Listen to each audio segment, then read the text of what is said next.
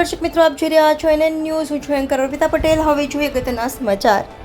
તારીખ 26/9/2024 Bharuch Jadeshwar ચોકડીથી Madhuram party plot પાછળ સ્વામિનારાયણ મંદિર સુધીનો રસ્તો બનાવવા માટે થોડો રસ્તો સારો બનાવવા માંગ કરવામાં આવે છે. Reporter Jaydeep Thakor, NN news Bharuch. દર્શક મિત્રો, NN ન્યૂઝને લાઇક, શેર, સબસ્ક્રાઇબ કરો, બેલ આઇકન પ્રેસ કરો જેથી આપને નોટિફિકેશન્સ મળતી રહે.